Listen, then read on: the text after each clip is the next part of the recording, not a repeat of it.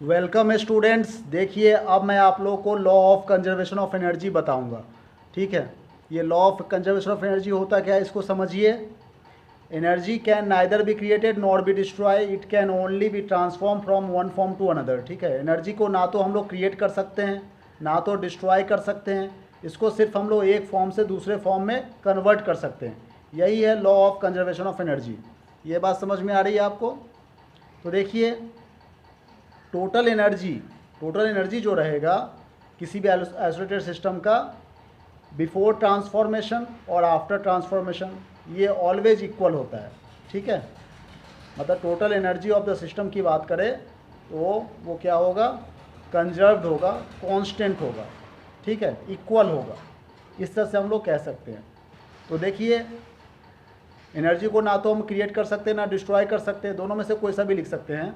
तो एनर्जी को ना तो क्रिएट कर सकते हैं ना डिस्ट्रॉय कर सकते हैं, ट्रांसफॉर्म कर सकते हैं। मतलब मान लीजिए काइनेटिक एनर्जी है तो उसको पोटेंशियल एनर्जी में कन्वर्ट कर सकते हैं, पोटेंशियल एनर्जी है तो उसे काइनेटिक एनर्जी में कन्वर्ट कर सकते हैं।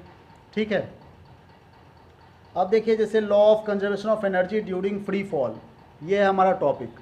इसको हम लोग कैसे समझेंगे। एक ऑब्जेक्ट है जो कि फ्री फॉल हो रहा है।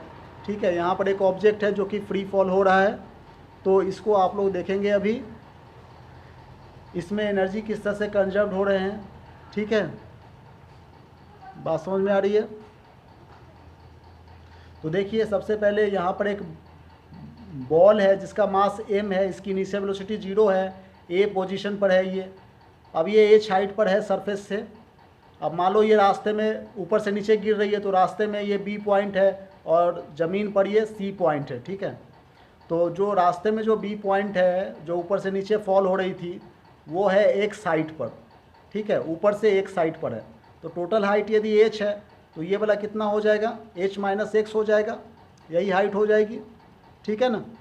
तो देखिए हम लोग ए पॉइंट की बात करते हैं। ए पॉइंट पर टोटल एनर्जी कितनी है, टोटल एनर्जी कहने का मतलब होता है kinetic energy plus potential energy. ठीक है ना। तो यहाँ पर देखिए काइनेटिक एनर्जी 0 है। अब अभी चूँकि u जो इनिशियल वेलोसिटी है ये तो 0 है, तो हाफ mv² मतलब u और v दोनों ही जो इनिशियल वेलोसिटी है इसकी वो तो 0 है, तो यहाँ पर 0 पुट करेंगे तो काइनेटिक एनर्जी क्या हो जाएगी, 0 हो जाएगी, है कि नहीं। और इसी तरीके से यदि हम लोग फाइनल एनर्जी की बात करें पोटेंशियल एनर्जी की, तो पोटेंशियल एनर्जी की वैल्यू होती है mgh। ठीक है, तो पोटेंशियल एनर्जी mgh हो गया और काइनेटिक एनर्जी 0 हो गई। ठीक है, तो यहाँ पर टोटल एनर्जी की बात करें तो mgh हो गया, ये पहला ही क्वेश्चन बन गया यहाँ पे। यहाँ तक समझ में आ रही बात। अब देखिए हम लोग पॉइंट बी की बात कर रहे हैं, तो पॉइंट बी पर, इस बी पॉइंट पर काइनेटिक एनर्जी कितनी है और पोटेंशियल एनर्जी कितनी है। तो पोटेंशियल एनर्जी मतलब जितना हाइट रहेगा ज़मीन से, पोजीशन के कारण उसकी पोटेंशियल एनर्जी होती है, तो ज़मीन से हाइट जो है वो h माइनस एक्स है। और पोटेंशियल एनर्जी का फॉर्मूला हम लोग क्या जानते हैं, mgh। ठीक है ना, जो हाइट का फॉर्मूला है वही तो है। तो यहाँ पर हम लोग क्या लिखेंगे, mgh माइनस एक्स, ये पोटेंशियल एनर्जी हो गई। ठीक है, काइनेटिक एनर्जी की बात करें तो हाफ mv²। अब यहाँ पर हम लोग वेलोसिटी निकालेंगे, वेलोसिटी, ये वेलोसिटी हमें पता नहीं कि यहाँ तो इनिशियल वेलोसिटी u है, अब जब यहाँ पर आ गई तो ये v वेलोसिटी हो गई सपोज कीजिए, तो ये v वेलोसिटी कितनी है ये हमें कैलकुलेट करनी है। इसके लिए हम लोग मोशन का थर्ड इक्वेशन यूज करते हैं। ठीक है, मोशन के थर्ड इक्वेशन जो यूज कर रहे हैं यहाँ पे, इसमें देखिए क्या कह रहा है,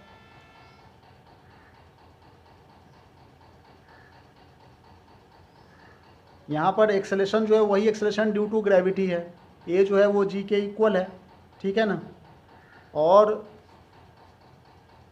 ये जो काइनेटिक एनर्जी है ये एक्चुअल में यहाँ पे mgx आ रही है। ये कैसे आ रही है ये हमें कैलकुलेट करना है। ये देखिए सबसे पहले तो ये बता दूं कि एक्सेलेरेशन जो है वही एक्सेलेरेशन ड्यू टू ग्रेविटी और displacement between A and B दोनों के बीच का पॉइंट, ठीक है ना, वो x है ऊपर से हाइट से।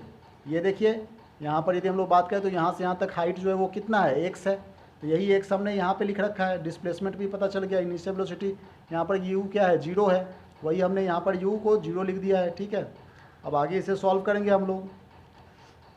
तो देखिए आगे कैसे सॉल्व करते हैं। मोशन का third equation v² equal to 0, initial velocity 0 है तो 0 पुट कर दिया। ठीक है ना, 0 का स्क्वायर हो गया यहाँ पे, प्लस 2gh के जगह पर हम लोग क्या लिखेंगे, मतलब जो डिस्प्लेसमेंट है वो x है तो यहाँ पर x लिख दिया, तो v² इक्वल टू क्या हो जाएगा, 2gx हो गया। अब यही वैल्यू जो है वो हम लोग काइनेटिक एनर्जी के इस फॉर्मूले में पुट कर देंगे, तो क्या हो जाएगा, half into M V square के जगह पर 2gx ये पुट कर दिया वी स्क्वायर के जगह पर, हाफ एम बी स्क्वायर होती है ना काइनेटिक एनर्जी की वैल्यू बी पॉइंट पर, तो टोटल कितना हो गया एम जी एक्स हो गया, तो काइनेटिक एनर्जी हो गया आपका एम जी एक्स, ठीक है ना, बी पॉइंट के लिए, और पोटेंशियल एनर्जी है M G H plus X, तो टोटल एनर्जी हमें निकालनी है, तो टोटल एनर्जी कहने का मतलब क्या होता है, kinetic energy plus potential energy, B point की बात कर रहे हैं, ठीक है। तो यहाँ पर हम लोग लिख सकते हैं total energy of the body, kinetic energy plus potential energy दोनों को जोड़ देंगे, यहाँ पर एम जी एच आ गया, तो बी पॉइंट पर भी इक्वेशन 2 देखिए, यहाँ पर इक्वेशन 2 एम जी एच हो गया बी पॉइंट पर। अब सी पॉइंट की निकालेंगे हम लोग, ये लास्ट पॉइंट में कितना हो रहा है, तो लास्ट पॉइंट में तो ज़मीन पर ही है, तो इसका मतलब हाइट कुछ भी नहीं है, हाइट कुछ भी नहीं है मतलब पोटेंशियल एनर्जी जो है वो जीरो हो गई, ठीक है ना, एच हाइट जीरो होने के कारण। और काइनेटिक एनर्जी का वैल्यू हाफ एम बी, मतलब ज़मीन पर जब वो टकरा रही है, टकराने से ठीक पहले उस समय जो वेलोसिटी है वो वी डैश है, ठीक है ना, तो इसको हम लोग वी डैश कैसे कैलकुलेट करेंगे, ठीक उसी तरीके से मोशन का थर्ड इक्वेशन यूज करेंगे। यहाँ भी इनिशियल वेलोसिटी जीरो है, ठीक है ना, ऊपर से नीचे गिर रही है, इनिशियल वेलोसिटी जीरो है, ये ए जो है वो जी के इक्वल है, मतलब जिस एक्सेलरेशन जो है, जिस एक्सेलरेशन से वो गिर रही है वही तो एक्सेलरेशन ड्यू टू ग्रेविटी है, ठीक है ना, तो ए इक्वल टू जी हम लोग ऐसा लिख सकते हैं। अब देखिए एस इक्वल टू एच हो गया, जो हाइट है वो टोटल कितनी है, ये एच हाइट है, तो एच हाइट पुट कर दे, सबकी वैल्यूज हम लोग इस वाले इक्वेशन में पुट करेंगे, इस वाले में, तो ये हमारा वी डैश निकल करके आ गया 2gh। अब काइनेटिक एनर्जी का formula half M V square होता है, ये वी डैश की वैल्यू जो है सो हम लोग यहाँ पे पुट कर देंगे, ठीक है ना, तो क्या हो जाएगा हाफ एम 2gh, एम यहाँ पर 2 से 2 कैंसिल आउट हो गया, एम जी एच ये आ गया काइनेटिक एनर्जी। फिर सी पॉइंट पर हम लोग टोटल एनर्जी की बात करें, तो टोटल एनर्जी का फॉर्मूला हम लोग क्या जानते हैं, टोटल एनर्जी का formula kinetic energy plus potential energy, यही तो जानते हैं, ठीक है ना।